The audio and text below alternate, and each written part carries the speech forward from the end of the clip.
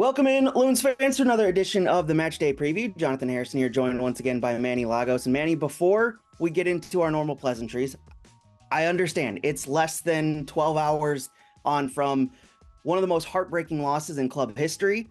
So I want to welcome in our guest today, Kevin Egan from MLS Season Pass, MLS 360, MLS Wrap-Up. Kevin, normally this would be a happy, joyous show, and we'd have a lot to discuss, but you get the difficult pleasure of helping us kind of talk through one of the more heartbreaking losses we've ever seen for this club. It was a disappointing night last night. So how are you doing, first of all, before we jump into the Austin City or the Austin FC of it all? I'm wonderful, thanks. It's a great pleasure. And you said it beautifully there, the difficult pleasure, because it's tough for me to look through the lens here, look at my screen and see you guys, in your body language after last night. It's not easy. Manny, you're Mr. Minnesota. You grew up, very close to the stadium? Mile away, yeah. In St. Paul. And I just, the way that game ended last night is as cruel as it gets. You think about famous losses in soccer history, and they all seem to happen in that very way. It was like a walk-off home run. I know there was one final punt into the area last night after the goal, but that's as cruel as it gets. And I fully expected that October date Open Cup final to be at Allianz Field. But if there is any positive, you go to the bird's eye view of the season, the macro view of the season, and it has been absolutely phenomenal. Points record already for the club, in a great place to go and challenge for the Supporter Shield. And this is when the test comes in for Minnesota. This is when the true test of Eric Ramsey and Boxall and Dane St. Clair, Robin Ludd keep going on how they wake up today and how they greet the day and how they go about greeting their teammates. Because these next few hours, I think, and how the team actually respond today and attack this weekend are crucial, because this team, given the work and the impressive performances and just how galvanized this team has been and the city has been around the cities, I honestly believe that this reaction this weekend needs to be everything, because you cannot back into the playoffs. Kevin, I love it. I mean, that's inspiring, great stuff. I think, again, I'm going to be raw here. I agree. And your sentiment of the team and Eric and our leaders and what we've done this year and what they're going to, I think they're going to handle the adversity really well. The problem is, Kevin, it's our Minnesotan side. It's the fact that we had a pathway to a trophy in a state that has not gotten a lot of trophies over the last several decades in all sports here. Yeah. And this is probably one of the clearest paths in any of our big pro teams. And we just didn't quite get it done. So there is a little bit of we have to get over it. It's our own Minnesota culture issue. It's my own personal culture issue that I'm gutted because of that. And I am gutted because I know a lot of people have put a lot of time and energy in the club and want success. But certainly there's a little bit more to it too, that we have a little cynical side of us that we don't believe we deserve it. And so we're going to feel sorry for ourselves for a little bit. And then you're right. We're going to get back up and get back at it. So from playing, Manny, there needs to come a point where you say, okay, guys, that's it. It's done. Sure. Mentally, we have to turn the page here. Well, you already helped me out, because you're right. We actually are in the run for the Supporters Shield, not just MLS Cup or MLS Cup playoffs. I mean, we legitimately got within 2 points of San Diego now. So we're as good of a chance, I think, as any team if we take care of our last 4 games, which is tough. That's 4 in a row, but it's doable. And here's why it's so important, guys. And this is, I'm sure, what Eric Ramsey's saying to the group right now, is that if you don't take care of business this weekend and over the next 4 games, all of a sudden, I think you're not going to fall out of the top 4 at this point. I think you're too far ahead of Seattle. But you don't want to face Seattle in that 4-5 game. That's the team you want to avoid the most. Yeah. So if you say, for example, take 3rd place or 2nd place, you could very well end up against Austin again. And I think the Loons will be licking their chops to take on Austin in round 1, best of 3, and get and avenge that loss from last night. And I think Minnesota would do it. I'd absolutely fancy them to do it. But Seattle, we had a little bit better roster too we got caught last night, with Tani leaving, and we'll get into the game, but. Yeah, long story short, you're right. I think that positioning is super important. It's super important we just finish strong. Ultimately, we've had some really big wins at home. I would say Seattle and Miami are the 2 biggest, but we haven't been dominant at home. And last night was an opportunity to kind of flip that, and we didn't quite do it.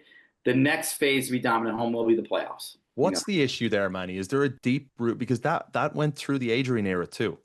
Yeah. The home form at that stadium, it shouldn't be the case. Given the Warriors that you guys have and the stadium that you have in place, home form needs to be better. Yeah, tradition, Kevin. I think we've been pretty darn good at home, even in most of the Adrian era. I think the first couple of years were great at Allianz Field, but I think the last couple of years it's fallen off. Yeah, I think the reality is it's every year is a story, and every year your team and your group, along with the stadium, along with the culture, along with the guys, have to build something. And again, I give a lot of credit to Seattle. We always start at the beginning of the year, challenges, this and that. They are always building a group that aligns with not only their team structure, the club, but also that stadium that they play at. I mean, the style fits how they end up kind of navigating, being competitive by playoff time. I would say for us this year specifically, the challenges that we're so good on the road because the identity of how we play with defending counterattack is pretty easy. You're kind of in a tough environment. You've got a lot of home fans really kind of like pushing their team, so it's easy for us to sit back.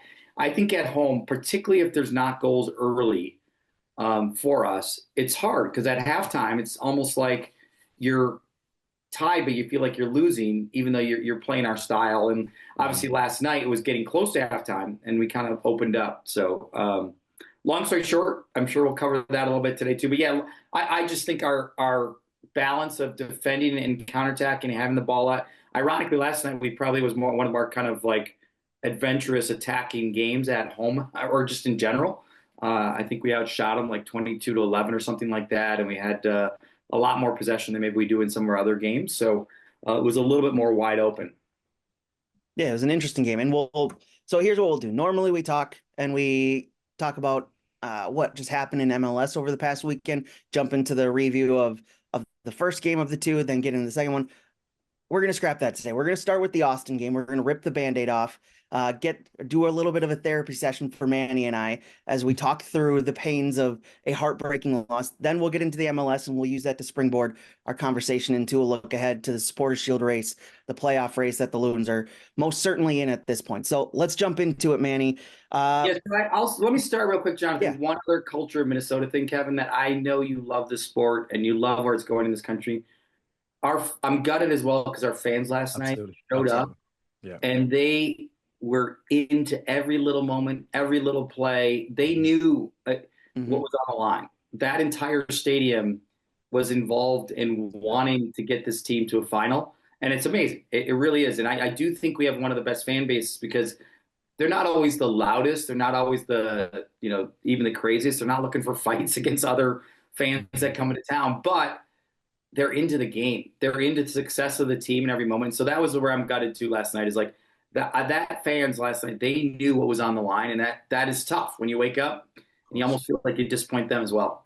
No. And I can I just say, by the way, from traveling pretty much every stadium, I think the only one I've yet to go to is Snapdragon for San Diego. From commentating, been to Allianz Field so many times. First of all, in terms of being hospitable, and in Ireland we say Céad Míle Fáilte, 100,000 welcomes. It's just the Midwestern welcome is second to none. You go there as a stadium, it's right up there amongst the very best in MLS. But the fan base bring it, an educated fan base, and I used to say to Kindred St. Aubin all the time, I love coming here. I love calling games here. Great vantage point from the booth. But aside from that, it's just what happens. It's the emotion that you feel within the games at Allianz Field. So massive credit to the fan base again, showing up last night. And I would say, if you're ever going to get behind your team, it's now. The final 4 games of the season, what is it? Yeah.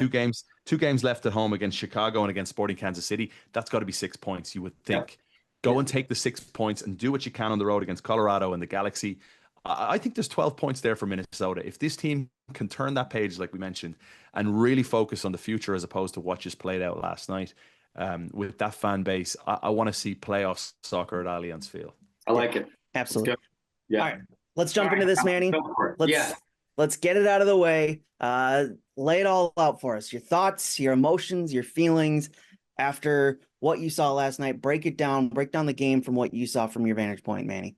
Well, the first thing that comes to mind is this was not an MLS event. This was a U.S. Soccer Federation event. And just my history of playing, coaching, GMing in Open Cup games, It's another Open Cup game. They're so unpredictable. I'm sure Kevin's called so many over the years. The amount of these kind of games that go to overtimes is because a big trophy's on the line. But not only that, the game within the game was really fascinating, particularly for us. It was a tough game for Eric Ramsey to manage. We came out, we had great chances, we were playing well, and then when Kelvin went down, we knew now if this became a 120-minute game, it would be a hard one for us. This was one of those nights where our bench wasn't quite as deep. Again, Momo had the cup tied already, so we couldn't play him. Tani had already just gone away. So the things that I would say potential weaknesses of the game, Eric had to really manage. And the biggest weakness was Kelvin going down and then getting down by halftime. Because now we have to put a lot of energy to coming back. We have to start to sub to get back into the game. And again, I know we'll go into a little bit more of the kind of micro stuff, but on a macro level, I loved our response. I loved our second half response. They didn't have really a lot in the second half. The game was there for us to win it. I thought we had amazing goal, like just world class. And I just think we missed a little bit of energy at the end of regulation to go ahead and see the win there.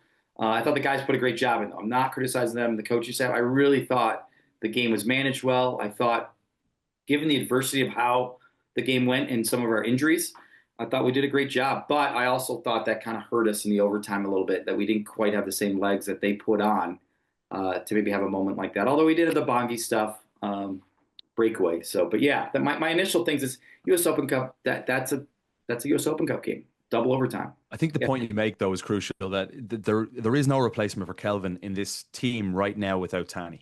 Tani leaves the game, and as you mentioned, there's a cup tie with what's his nickname? What are you saying? Momo Dieng. Cup tied. Tani's not there anymore, and Fitz is a different player, obviously. Pereira is a different player, so there's no direct replacement for a guy like Kelvin Yeboah in a moment like that. Yeah, Robin. Robin went up top, which was done in the past pretty well. Yeah. But you're right. It changes a lot. I mean, everything there, it changed. So, and I think that's the other one, I think Travis did well, but sometimes it's always tough to start a guy who's just gotten to the club as well in a big game and a big moment too. But it's also, he scored such a great goal in San Diego, which we'll get to later. But long story short, that's a great point. The soccer's a cruel game. It finds sometimes your weak spot. It's almost like when you're on the field and you're having a bad day with your touches. For some reason, the ball finds you more than the guys who are really pinging the ball around. Yeah. And it felt like with Kelvin going out, I mean, looking back to the start of that match, when Kelvin was in, there was that opportunity to open up the defense a little bit with his runs and his speed. And then when he went out, you put Robin Lode up top. All credit to Robin. His technical ability is second to none on this team. He's outstanding, but he doesn't have the same speed that Yeboah does. He wasn't able to make those runs that Yeboah was doing, and which was opening up space behind him for his teammates. And it felt like, obviously, after Yeboah goes out, the attack changes, Manny. And you can't open up the defense. They weren't able to open up the defense, like they were in the opening, 16, 17 minutes of that match. And that kind of changed things. It allowed Austin to get back into the match. Yeah, it did. But problem solving's there. Like, again, I don't like to kind of like say that's it. At the end of the day, one was our 9, then we had to figure out a way to get our wing backs forward to solve problems, create chances. And I still think we did overall. I do think it's fair to ask, how are we closing out halves of late? We've kind of given up some late goals this year. Yeah. What's a gut punch is it wasn't the best goal for one of the hottest goalies in the league.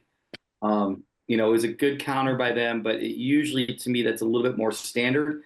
Again, it's weird because he had probably one of the best performances this year as a goalie in San Diego. That was just an unfortunate one. Just got caught a little bit off balance, and it was somewhat a soft goal that we gave them to get the lead. When I watched it in live time, I thought, phenomenal save. In the moment, I'm thinking he shouldn't say, like, realistically, Uzuni should score that. That's a golden opportunity for a striker of his caliber and the goals that he banged in Spain. Dane Sinclair does so well, but watching the replay back, I'm thinking, could he have palmed it further away? Could he have caught it? Probably not. Could he have got it out of harm's way? Maybe. Yeah, but are you talking about the second or the first goal? I'm talking the second goal. I'm sorry. Oh, I'm talking about the first goal. Sorry. Oh, sorry. Okay. I'm still in the first half. Yeah. So I'm still kind of playing through how we. Yeah, the first goal. Yeah, you're right. Went down. You're right. And we did all right. Like I said, you said, John, I still think we managed well, and they didn't really have a lot of chances. I think they had 2 or 3 decent chances in the first half. But my point was, it was a gut punch because one of our key players who's so hot in the league this year, it was a little bit unlike him to allow, that near post goal. So yeah, absolutely. But as you said, great response in the second half. You come out and you immediately put the pressure on Austin. It felt like wave after wave of attack, and really just kind of putting Austin to the sword there until you get the wonderful free kick goal from Joaquin Pereira. It was just one of the best goals you'll see all season, Kevin. And it was a wonderful response in the second half. And you saw that throughout the second half, where the Loons just were completely dominating the match in the second half and should have probably had a couple more goals. He's been a little bit of a surprise to me in a great way. If you look at his numbers from Tucumán, like they weren't there in the build up to seeing a lot more of Joaquin Pereira. I didn't know what to expect. I thought it was a bit of a gamble just looking at sheer numbers. It's not like I was watching his Tucumán games all the time. But he's been a better player than I expected. And I think, and not to go off topic here, I know I am a little bit, but I think we're seeing a little bit of the turn of the tide here in terms of how Minnesota will want to play under Eric Ramsey with Fitz and Pereira coming into the team. And seeing Tani leave and Fitz come in and Pereira obviously too, you might see this team with a little bit more of the ball, as you mentioned, Manny, from last night. Yeah. Oh, yeah. No, you're right. Back to Joaquin. Yeah, he's different and surprising, and then he scores a world-class goal when we need it. It was, I was actually on the other side of the stadium this game, Kevin. We decided to kind of go with the fans and watch, and we just had a great angle. And my favorite thing is when goalies don't move, and they can't read it, can't see it. And it just goes in, and they think it's going to go wide, and they hope it goes wide. It was that type of, I love it because it's not like your perfect upper 90, crushing Dwayne D'Orazaro type goal, which I used to play with, obviously. But it was just world class. It got us back in the game. Yeah, I really thought we were in a good space to go and win that game after that. Yeah, you could really see it on Stuver's face, his emotions as he's seeing that goal go in. Just drops to his knees. He's like, oh, the one spot that I was trying to get my wall into so this wouldn't happen. It happens. He's been so good. Stuver's been over the last year and a half. He's been their best player by far at Austin, in my mind. He's kept them in games. If you look at all the advanced analytics, it just shows how valuable he's been to that team. And you could say the same about Dane. So last night it was going to take something special to beat these guys. Yeah, absolutely. Manny, the question is though, when you go into extra time, how much of the fact that the Loons put in so much effort in that second half to get a goal just to get back into the game, and then after that to get a second to find a way to win it before regulation, and how much did that impact them in extra time? Because you could see watching in live time, watching at the field, legs were tired on both sides, arguably, but legs were tired. There wasn't as much running. The physicality certainly died out in extra time that was there throughout the 90 minutes. It didn't feel like either side really wanted to make a mistake, but it also just felt like they had really heavy legs at that point. Yeah, I think the tempo definitely dropped. It's a weird one for me, like where this is very like history as you play these 15 minutes war of attrition type scenarios. And you're already emotionally exhausted from like a big, almost championship game, but the game before the championship game sometimes are more exciting because of that. And I think it's hard. Like it's hard on the players, it's hard on the coaches, but it is what it is. Like, again, I'm lamenting in a way it's tough on the players because it's tough to keep the tempo of what a great kind of soccer game you had that was kind of at times very wide open for teams that don't want to be that wide open. I mean, even Austin kind of switched to a back five, I think, to kind of just neutralize everything. And it actually didn't end up that way. It ended up being pretty wide open, partly because I think they're not as used to playing the back five. So I think we got in behind pretty well. And I thought we were going to find it at the end of the regulation. Overtime, if you saw what happened in a good way, it was really exciting. I think Darius Randall, our young academy kid, showed some nice moments. But the reality was Diaz was cramping or he got injured. Again, it's early morning now, so I don't even know our kind of like the medical side of it. But long story short, that was Eric managing from the reality that we're managing stuff earlier in the game. And so I want Gene going back in the defense. So now we lose fresh legs in the midfield to really even overtake the midfield in overtime. So again, we started to kind of have to set up a little bit deeper than we were a little bit earlier in the game. And I think it was going to come down to a chance or two for us each overtime, which kind of happened. We had a decent chance each one, and then we had the huge Bongi one in the second. But long story short, that's when it gets tough. And like I said, they subbed some fresh legs in the overtimes more than we could actually. Mm-hmm. Yeah. So let's break it down. Let's break down what happened, what the breakdown was on the final goal for CJ Fodry here, Manny. What did you see in that moment? Essentially almost the last kick of the game, the heartbreaking goal for Loons fans who attended last night and were watching on TV. What happened? How did they get so open on the right-hand side for the cross? Yeah, I mean, I would start with I was a fan like everybody else, and I, probably as part of this game's going to PK's too early mindset, because right when Dane got the goal kick, and I thought we had the last chance to get the ball forward and maybe see if we can get some type of opportunity. We get it forward quickly, we get it down there, but again, we didn't get numbers forward, so we really had Bongi and Julian isolated and stretched. Okay, and in soccer, you never like to be stretched. I don't care where you're on the field. Being compact when you're attacking or defending doesn't allow openings to happen. And unfortunately, Bongi and Julian tried their best to kind of create something, and you almost hoped like that was the last moment. But the reality was we lost the ball in a bad spot. And ironically, people sometimes think that isn't a bad spot. Top of the box when you're stretched is a bad spot. That's when teams feel like, oh, we can get at them somewhere. They're somewhere exposed. And the reality was Darius was trying to get up the field to maybe help Julian if he does keep the ball. We lost it in a bad spot. Darius is out of shape.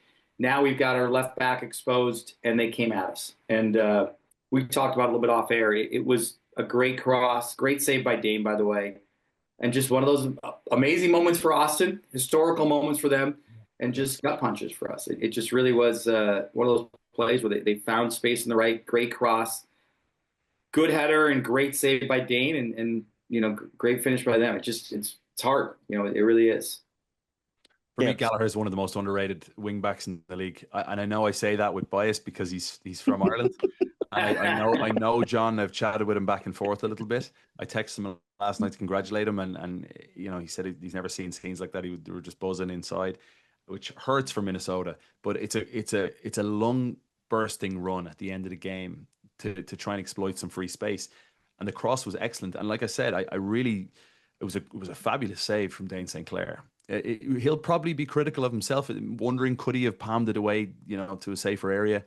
But Fodry now for back-to-back games for them, he's been it was the Sporting Kansas City game recently on Sunday Night Soccer. He was the hero, scoring his first MLS goal, and here he is again late.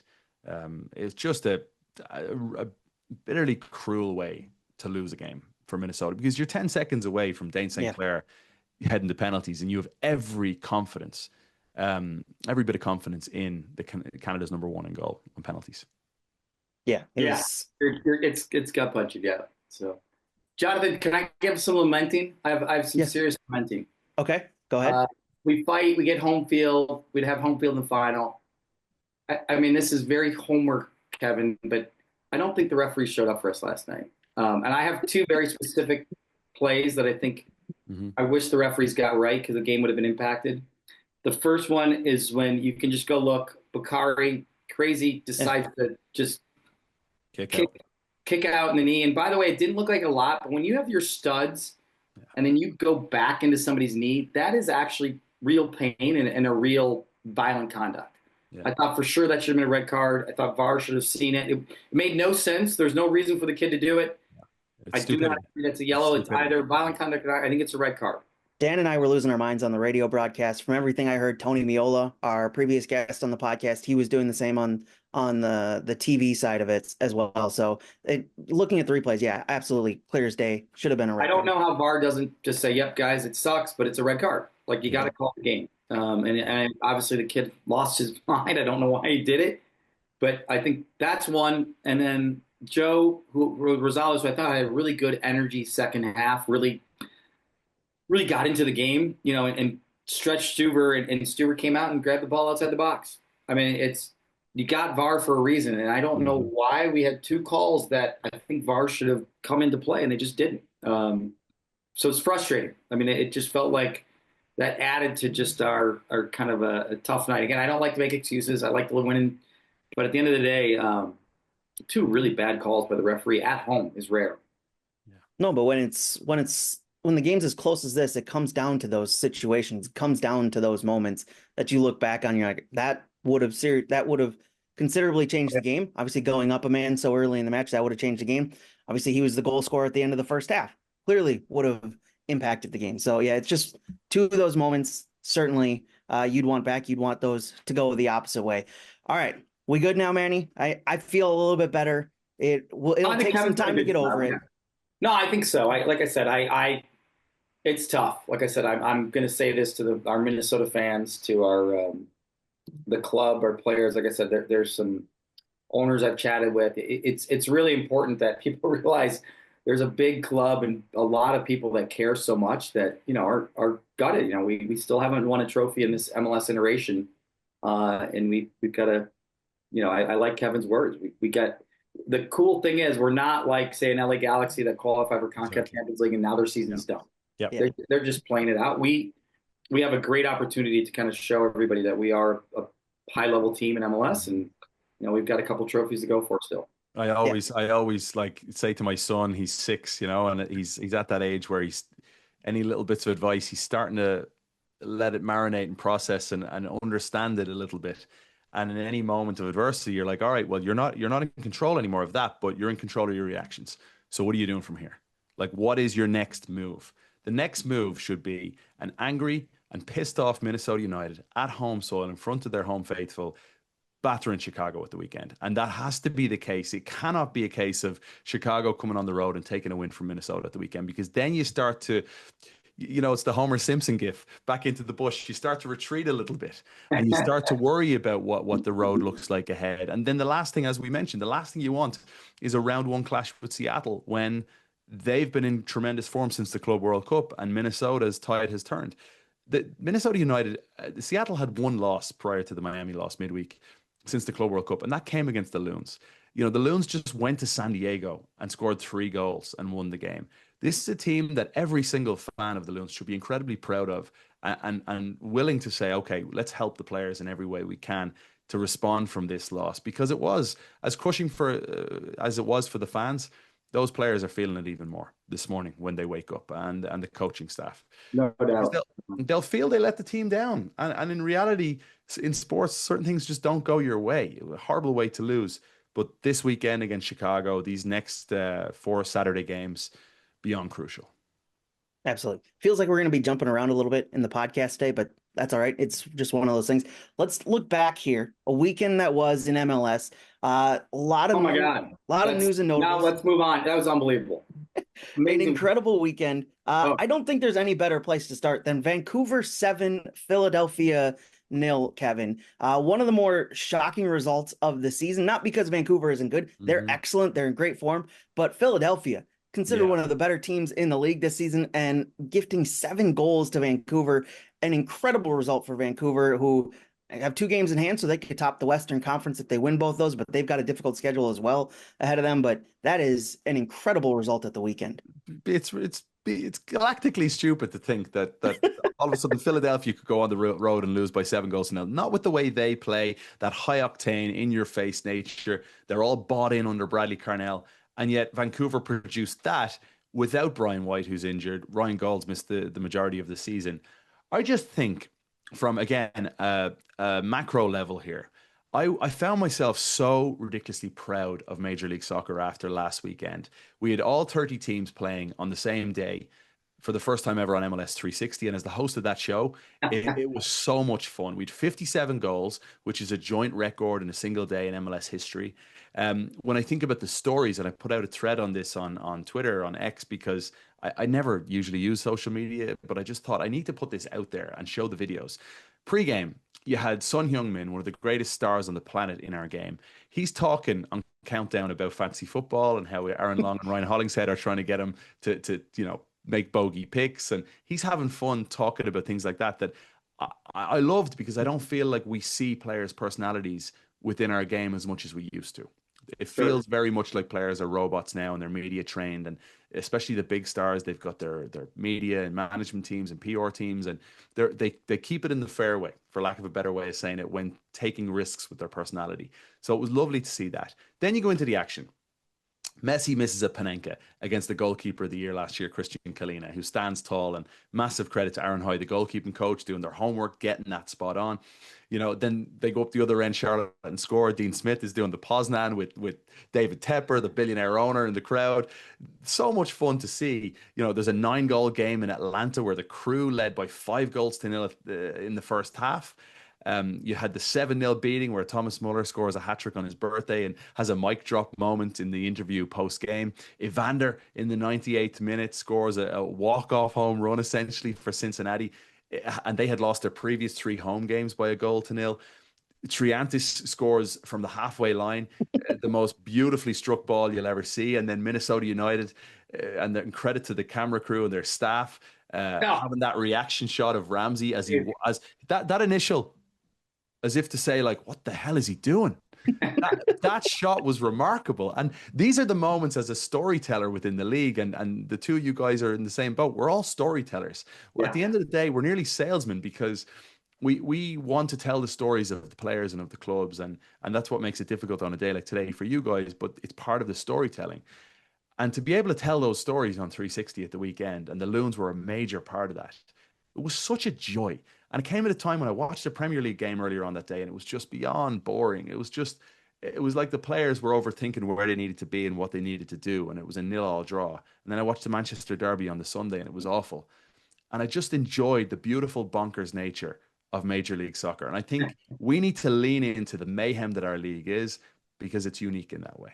Oh, yeah. I like it. I'm going to put you on the spot, Kevin. What was your what was the biggest chaos you felt like in that weekend? Like, out of all that stuff, all these great storylines, what was the craziest, I guess?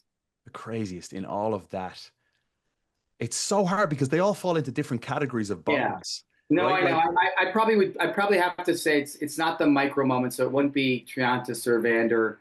I guess that game you were living in the moment. So to me, it's either the moment when Atlanta at home is down 5-0, or to me, it's the 7-0 Vancouver, because that's just, it's hard to think about those things. And we can see LAFC scoring 3 goals in 15 minutes against San Jose. That feels like could happen. I think those two, 5-0 at one point, and then Vancouver winning, like, my brain can't imagine those things happening. So I think from a sheer ecstasy standpoint, from a television standpoint, watching Messi miss a Panenka against Christian Kalina, and Charlotte go immediately up the other end of the pitch, and Toklamadi, this young star who's taken over the reins from Patrick Agyemang, who made a big money move to Derby County. He scored 11 goals this season, by the way, Toklamadi.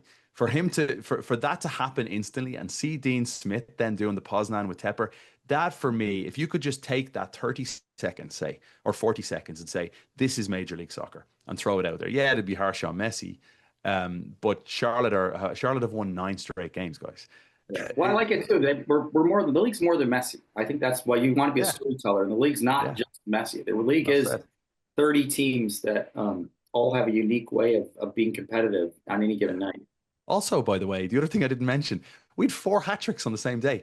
The league had never seen 3 hat-tricks on the same day. And yet we had 4, and then Son goes and scores a hat-trick last night for LAFC as well. So Muller and Son scoring hat-tricks this week. It's just such a fun time.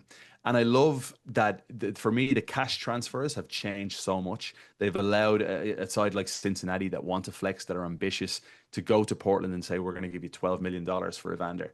And then Evander, can produce an MVP moment in the 98th minute like that in front of the Bailey. It's there's so many stories, and I feel like the luckiest guy in the world, because this genuinely is such a dream job. 360 for me is the dream. You're on air for 5.5 hours straight. There's no toilet breaks. You're bouncing from game to game, and you're just trying to tell the stories and have fun with the people to my left that I think are excellent analysts, and the guys especially. I do love the show. I agree. I think the show it's got that red zone vibe. But I think it's more entertaining because it really kind of creates the great moments in soccer that aren't just going 20 yards to score a touchdown. They have these all different kind of storytelling. You're right. It's a great show too, by the way.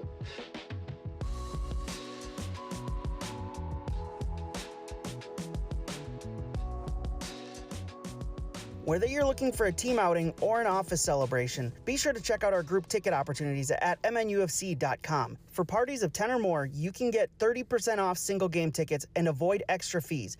Grab seats in the bowl at Allianz Field or rent a premium space with amenities and an unmatched view. Visit MNUFC.com for more information.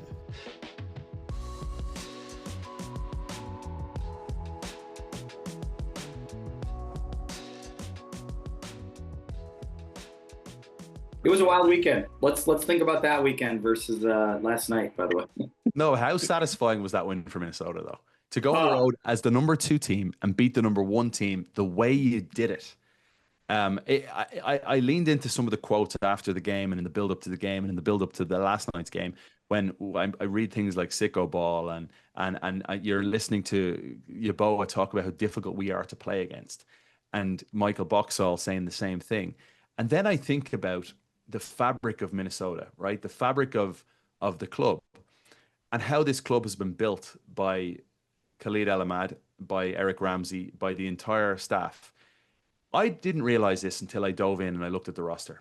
There's players from Asia, from Europe, from Africa, from South America, from Australia, from New Zealand, from Canada, from the United States. This is the most global roster you'll see in any league, in any part of the world. This is the most global roster you'll ever see.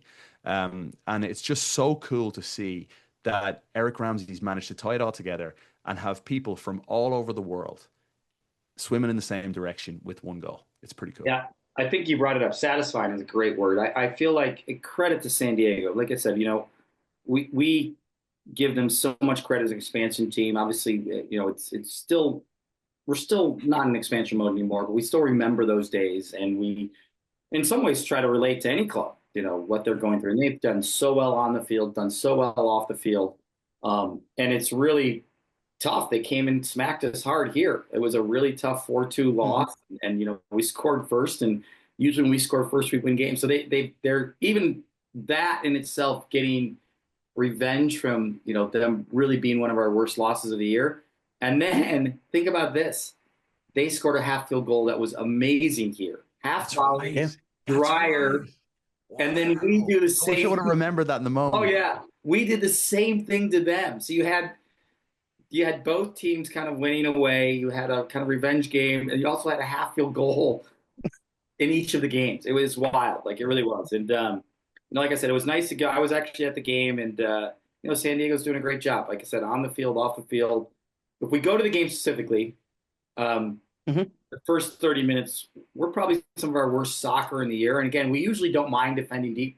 I thought this was a little different. We just needed Dane to be one of the best goalies in the league and really save real gilt-edged chances that should have been goals. And he really kept us in it. And then that allowed us to kind of get our identity going. I think after about the 30th minute, we did better than we got to halftime. By halftime, I knew if they weren't going to score in the next 5 or 10 minutes, we were in good space. Because that's usually when teams are like, how are we not winning this game? And that's when we kind of can start to really get after them after they run out of ideas. And I will say, San Diego is in a big moment. They're an expansion team, and they're coming to that 10th spine of the season that they've never had before. And I will say in this game, they did kind of lose it a little bit, which is normal. When you think you should be winning, you've won every game. You've won a lot at home. I think it's maybe could be helpful to them for the playoff run because we kind of put them in a position that they haven't been a lot this year, and they're going to have to learn from it. I think tactically, Kevin, there might be some stress about their 9 now officially, which is, again, they're going through things for the first time as expansion team. And them not having and allowing their 9 to leave might have some issues. Big time. Totally agree. Couldn't agree more, especially with the player that he is. He's a far significant or far more impactful striker in my mind than Amal Pellegrino. Yep. The player that they brought in. I didn't understand that there's all sorts of rumors about the number that Iloski maybe wanted from the club and they just weren't willing to go there, and that's business. But it's helped Philadelphia at a time when they've doubled down. They've basically doubled down and said, we're going for it this year. We're all in. They've got 4 strikers that can all score goals. They're deep now in the attack under Bradley Carnell. But I'm thinking about Minnesota and San Diego in particular here down the final stretch. San Diego have won 7 straight road games. They're very comfortable within their own skin on the road, which I mean, guys like Jonathan, Manny, that's remarkable for an It expansion team, is. isn't it? It The is. fact that It you're is. so good on the road, and Minnesota also a better team on the road if you just simply look at points.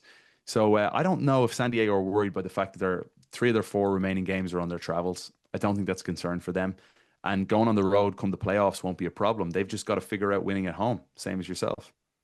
Yeah, I mean, we on the radio broadcast side, we talked about the fact that they won, I think, two of their last five or two of the last seven at home, and it's not been a great home form for San Diego. And Loons certainly took advantage of that. As you guys said, Dane St. Clair, one of the best nights he's had with this club, and he's had a lot of great nights. I mean, you go back to the Leagues Cup game last year, 14 saves or something like that. Yeah.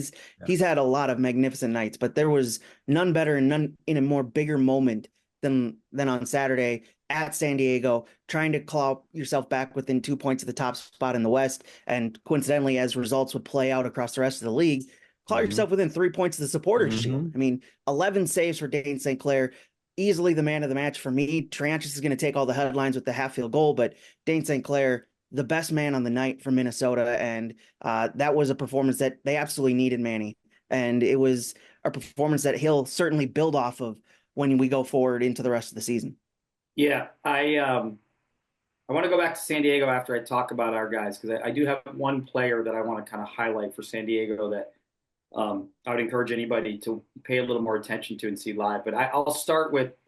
I'm intrigued now. I want to guess who you're talking about. Oh, all right. It's Tverskov. Tverskov. I did it. You did it. Yeah.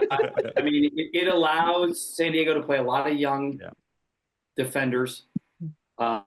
He was probably the best player on the field for 90 minutes, particularly those first 30, seeing him live and controlling the tempo. And again, Dreyer and Lozano have been amazing. And even Lozano is I think, getting in better form.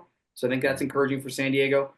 But he's really, I think he's been outstanding. I look at him and I look at how he's an outlet for these young center back or these young defenders. He sets the tempo. He wins balls back. He helps them repress. He's really given them something that allows for them to have, I think, a little bit younger and older players on their team. And he's really good friends with Dreyer. The two of them are, Danish players that have come into the league together, and they're good families. Apparently, are good friends and all that kind of stuff. I think one other player that I'd love to throw a little love to is Marcanic. We say so you're going back to us now. We say on 360, if you're in a pinch, call the Marcanic. Because he's just double-digit goals for this guy. Are you joking me? Like, how has he done it? It's wild. Yeah, Kevin, first of all, Chicago kid, Northern Illinois. He didn't realize that. Where's he from in Chicago? Do you know? Oh, I think he's in the South Side. I'm not sure the town. But he and his brother were amazing at Northern Illinois. And again, the goals are amazing. Don't get me wrong. We could spend another 20 minutes talking about how good his timing is, how good he is in the box, how calm and relaxed and technically proficient he is at finishing. I will tell you, when he came in that game, along with Trantis, I will talk about Trantis, who also changed the game. But we now are defending better in the back post. He was making some crushing tackles at the top of the box. And then he was getting forward and solving problems for us. A little bit like the beginning of the second half yesterday. Like, really, he is not just the guy who's scoring goals in the box. He's got more cerebral side to understanding where to go, where to move, and how to get the team forward to problem solve. So you're exactly right. I think the game changed when he went in. He has been a secret weapon on set pieces, but he's also been a secret weapon in terms of just his level of seeing it's almost like Christian Roldan, but on the wide position. Yeah. And he's younger. And if you know how much I love Christian Roldan, I'm giving Anthony a huge compliment, because it means he sees the game and he gets every ounce out of everything he is, both physically and mentally, within a game. Interesting. I like that. Yeah, scoring the goal in his first game after signing his contract extension. It's a way to celebrate re-upping with the club and getting a nice new deal for him. Is there anything worse, Jonathan, though, for sorry to cut you off, but for other teams, when you let a player go and then they thrive and they hit a completely new level at a new club? And it's a tough one for fans. We see it around the league. We see it at every club where maybe it doesn't work out for a player at a certain club, but then you make a move and you explode. Like when he scored against St. Louis twice, right? Didn't he score twice? Yeah, you're thinking, in the oh Open Cup, yeah. man, that's a tough one for the St. Louis fans and the board. Oh yeah, absolutely. I mean, he's been a revelation, and when he came over midway through last season, you're thinking this is going to be a depth piece. It's going to be a good guy to have fill out the roster. But then this season, he's taken it to a level I don't think many of us expected. You mentioned earlier, Kevin, being surprised by Joaquin Pereira. I don't think it's within anybody's. It was within anybody's vision that Marcanic would do what he's done this season. He's been excellent, as you guys have said, though. The substitutions changed the game on Saturday. Fitz, Marcanic, and Triantis all coming in the 63rd minute. One more sub. Big one. Second goal. You're missing the guy. I said Triantis. No? Who got the second goal? Harvey. Oh, Harvey. Yeah. He came in at halftime. Our attacking center back got the Great finish. second goal. Great finish. Yeah. But let's talk about the at least one of the debuts. Triantis gets 30 minutes of game time and absolutely impresses Manny. Shows his ability to kind of read a pass and read the situation where he's at in the midfield. Obviously, the goal is going to take away things, but a goal and assist. I think the thing that stood out to me, though, there was this moment where they're standing over the ball after the whistle was blown, and there's some shoving going on, and Triantis is already getting his nose in it and already kind of shoving people around and moving opposition out of the way and showing his teammates, hey, I'm not just here to take up space. I'm gonna he's an make my Aussie. mark known. Yeah. What you expect? I expect nothing. I'm one of my best friends here. He's an Aussie in the neighborhood. I was playing with him last night actually, and there was no BS from the other team. We were going to take it. I don't expect anything less from Triantis. Yeah, it was a great debut. Great, and it wasn't just the goal. Like I said, he had some really good tackles. He had a couple of nice vertical runs and vertical passes, which, if we're being honest, I think our team sometimes misses that type of kind of problem solving going forward and just transitioning. It's exciting. Like I said, I think last night was a tough one to recover and come back, and I think he put a pretty good shift in, but it was also tough when it's really hard that we got signed our guys so late in the window because they're still acclimating to not only our club, our culture, our environment, their own kind of physical, almost like a preseason. And I think it was a good performance last night, but also a lot more good stuff to come for both Triantis and Fitz as we get them more acclimated.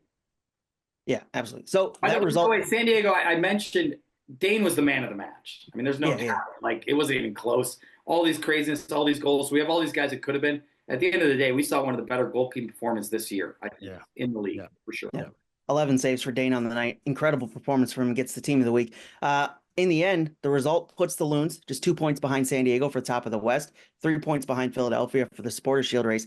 And Kevin, you put this pretty well on Twitter the other day. This is a crazy race for the Supporters Shield, and all credit to MLS because I don't think any other league in the world is this wide open this late in the season, and this is going to be one of the best Supporters Shield races we've seen in many, many years, if ever.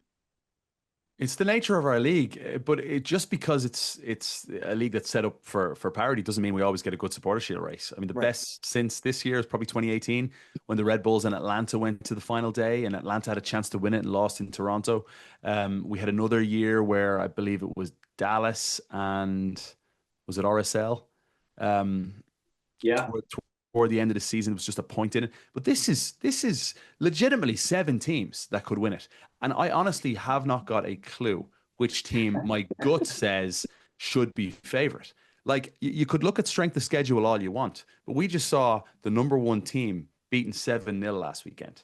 Yeah. So I don't know who I trust the most in a moment like this. I think the schedule is relatively kind for LAFC, and I think it's relatively kind for Minnesota. I think it's kind for Cincinnati too. You look at their schedule too. They've got, if I'm remembering correctly, I put together like a spreadsheet sheet on my own so I can see all the rest of the schedules and how they match up. And I think Cincinnati's got probably the easiest of the Eastern Conference schedules. So they go to LA Galaxy. They host Orlando.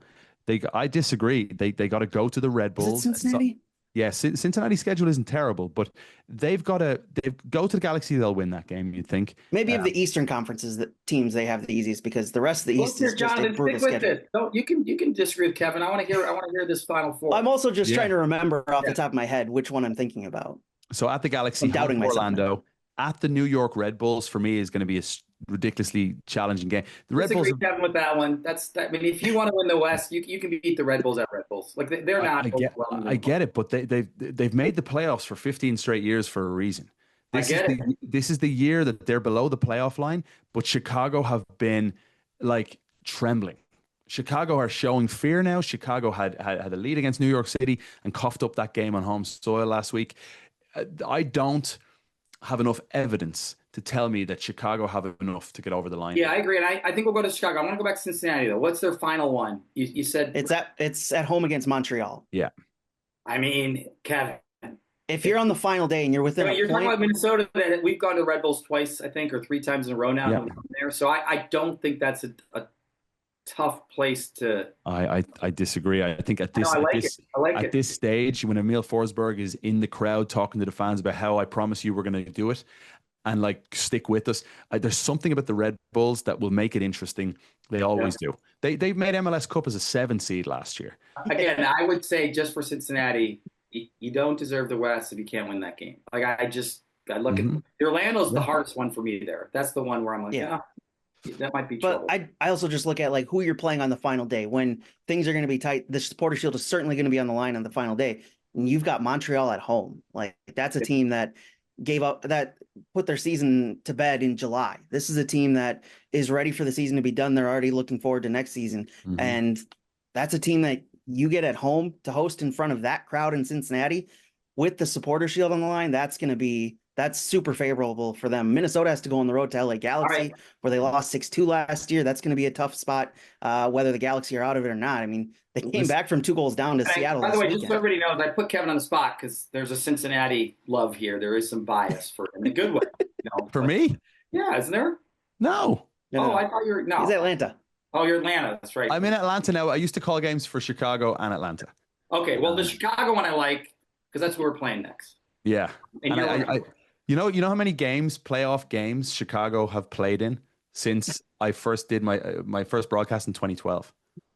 2012. How many games off the top of your head? That's got to be single digits since you're asking. 2?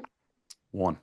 Oh. One single playoff game in 2017, and it was a home 4-0 loss against the New York Red Bulls. Dax was captain for Chicago with Bastian Schweinsteiger in that team, and it was Sash and Brad that went in to SeatGeek Stadium in Bridgeview and won by 4-0. Chicago have bottled it at key moments too often. And it's a new team under Greg Berhalter in his first season in charge, and they've got so many good attacking pieces. The thing I love about Chicago ahead of this weekend is this team are like, we don't care, we're going to attack. And in other words, I think Berhalter realizes his defense has major frailties, and he's got this new kid, Franco, the Portuguese midfielder, Gutierrez. These are attack-minded players. Zinkernagel's been sensational this year. Bamba's really good, and Kuiper scores goals for fun. So they will score goals. I'm convinced they'll come to Minnesota and they'll score goals. But it's about Minnesota scoring more up the other end. It's going to be a fun game. Anytime Chicago are on TV, I want to watch because it's chaos in the way, it's just always soccer on skates, up and down, lots of chances. And I think this weekend at Allianz Field is going to be a good one. Can I just say on the Supporter Shield race, Philadelphia's 4 games, host New England at DC. You got to think 6 points there are a lock. Then they play New York City, a side that are under the radar, playing tremendous football of late. Came back last night. Yeah, another great win for them last night. They're sneaking up and they're playing some great ball. And their final game for Philly is at the bank against Charlotte. Not easy. That is tough. But the one tough team, final 2 games. Who's the one team that has the Supporter Shield in their own hands if they win out? I think it's Vancouver, isn't it? It's Miami. Really? Miami, and maybe but that's Vancouver. A tough schedule for an aging roster to ask to play. Big I mean, time. they've got how many games in hand do they got? They've got 3 games in hand, so they've got 7 games to go over the final couple weeks of the season. That's a tough ask for an aging roster to do it at this point in the season. They got to go to New York City next week. Break players probably though. They don't probably have a lot of guys going on. I don't know for sure, but feels like they maybe don't have a ton of international. Yeah. Well, the South Americans are done now, which helps. Yeah. Maybe they'll go for the games anyway, for the friendlies, but they end their season at Nashville. It's been a tremendous season. It's been my favorite MLS season since I started broadcasting the league in 2012. And long may it continue. Like the playoffs this year are going to be special. All right, so I'm going to put you on the spot. Don't feel because you're on a Loons podcast that you have to pick Minnesota I United. won't. Who are you picking For MLS Cup, for Supporter Shield? for supporters. Oh wow, this is. Again, no pressure to choose Minnesota I was because on you're an on a Atlanta Minnesota show podcast. last night, and they asked me the same thing, and I said I honestly don't know. You could pick a name from a hat. Out of those 7 teams, there's a really good argument. We had a broadcast call yesterday, and Sasha Kleshin was saying the same thing. He said we for countdown this week. He said, why don't we do a supporter shield draft where Oh, let's say that's great. Sasha goes first or Brad goes first, and he gets to pick a team. Next person gets to pick a team. I would say usually in a moment like this, I'd lean on home form and who I trust at home. But I don't trust Cincinnati at home right now. I don't trust Minnesota at home right now. I don't trust San Diego at home right now. I don't trust Miami to win their games in hand.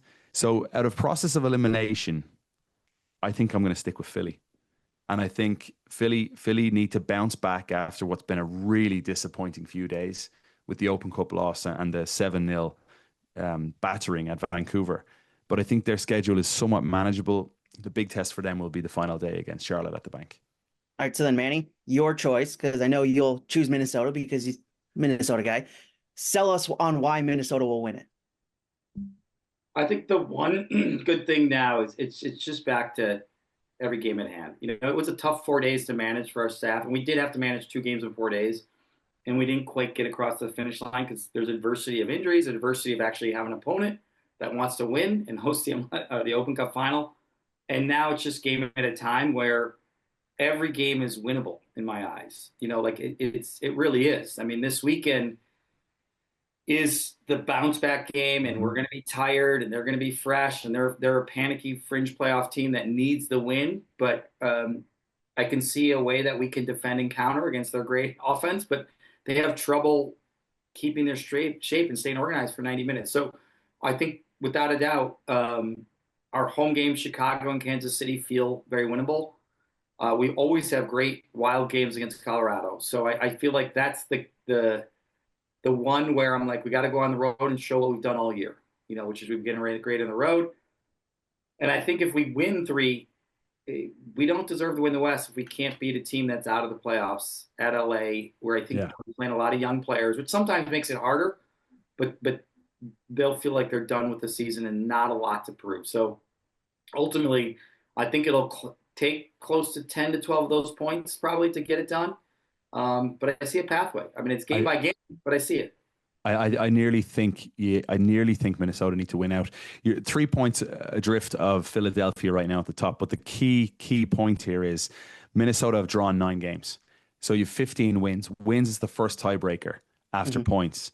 So Philadelphia, San Diego, and Cincinnati, all above Minnesota, have 17 wins. Minnesota have 15. So there's a part of me nearly thinks you need to win out here to win the Supporter Shield. Or at least get 10 points. That's what I said. I said 10 might do it, but you're. That's why I said it's game by game. I mean, there's a pathway. There's no doubt. I mean, again, I don't think we have the toughest schedule running like some of these other teams. Agree. All right, so that leads us Chicago match. We talked a little bit about it here and there, dabbled in the preview portion of the show. We'll make this portion quick because we've already gone over an hour, so I don't want to keep you too long, Kevin. For you guys, I'll ask you each the keys to the match for Minnesota. What do you feel to get 3 points out of this game at the weekend against Chicago, where tired legs will certainly be at play for Minnesota, not at play for Chicago? Kevin, I'll start with you, then Manny. The key for Minnesota this weekend. Do what you do really well. Do not allow a situation like you saw Bukhari racing in behind the defense last night, because that is exactly what Chicago are. That is Zinkernagel, that's Bamba. They have Gutierrez who can thread the needle beautifully. Kuipers will be inside the 6 waiting for a cross. Don't play into Chicago's hands. If anything, I think if I'm Minnesota, I'm okay with having less of the ball in this game. I'm okay with even saving a little bit of energy if you can, given what played out midweek and how tired those legs would be. It'd be really difficult to break down and be ready to hit Chicago in the counter instead of the other way around. Manny? That's perfect. I mean, it's right. Yeah. I think the one thing within that, like, kind of macro assessment, I think we've got to win the midfield. I do think Chicago gets a little caught just wanting to go forward and not really thinking about the other battles and the other spaces in the field and being compact. So it is what Kevin just said. And then it is again, I do think us really not allowing them to get us open means that we have to be tough and hungry in the midfield to win it. Like, just make sure that we keep it organized. We don't allow any breakouts. And then probably set pieces for us, getting back to that will be a big deal. That's where we solve a lot of problems. We've got to get 1 or 2 set piece goals. I don't think they're great on set pieces as well. So I think it's an opportunity for us. Very porous defensively. And I also think there's a fragile nature to Chicago right now that Minnesota can exploit. And maybe that is the Triantis of the world being up for the fight and taking it to Chicago. It is a real Midwestern battle. Oh, yeah. I love to see it. Chicago, Minnesota has lots of great rich history between these sports towns. And I desperately want to see Chicago make the playoffs. I really do. I think they're a fun team. Kevin, it's almost like we take their that fear that they have, and they're going to have to play with that fear because they are a fringe playoff team now. They need points, and how do we use that to our advantage in the game is going to be massive. I'm just looking at where they are right now. They're 42 points. They have a game in hand over the Red Bulls. Anybody with a brain would say they're firm favorites to lock in at least a play-in spot here. And it's hard to believe Orlando have slipped to 8th. It's Chicago or the Red Bulls. That's essentially where we're at right now. It's Chicago or the Red Bulls to make it in the 9th spot. No one else is going to qualify in that place. New England are done. They're cooked in 11th. And then Orlando are too far ahead. Yeah, Orlando are too far ahead of Chicago. So it's Red Bulls or Chicago. And who am I backing down the stretch to get over the line in a moment like this? It's the team that have made it 15 straight years. It's the team with Emil Forsberg speaking to the crowd. And there's just a trepidation and a little bit of a fear that I see when I watch Chicago play right now that makes me worried for them come the crunch moments. One final question for the show, because I promised I wouldn't do this, but I'm a big WWE fan. Kevin, you used to work in the WWE, which the connection there, I never thought I'd see the crossover between the two. Who for you is the Sheamus of MLS? The Sheamus of MLS. Wow. I spent 3 great years there. I was Sheamus is still, by the way, one of my best pals. He's one of my favorites. We talk all the time. Sheamus of MLS. So who's a bit of a headbanger? Talks a big game, loves a scrap. For me, it's Boxall. The Sheamus of MLS is Michael Boxall, right? Like, he's going to batter you. He's going to hit you hard. If he goes in for a tackle, he's going all in. And he's a warrior. Is he like the nicest guy off the field? Because Sheamus is a gem. You just wouldn't want to cross him. But as long as you're his friend, he looks after you, he has your back, and he's a gem of a guy. I love it. I love that comparison. Kevin, it's been an absolute pleasure having you on the show with us today. Appreciate it. For those who don't know, go watch MLS 360 MLS Wrap Up. Kevin does an amazing job, an outstanding job hosting that program. One of my favorite programs that the MLS puts on. It's always great watching you and having you on the podcast, Kevin. Guys, thank you. What a pleasure. And join us for 360 and best of luck to the Loons. I hope you guys can go and lock in that top 2 spot at least, or go and win the Supporter Shield. It's going to be a fun ending. And the quicker we can forget about last night and focus on the league now, the better.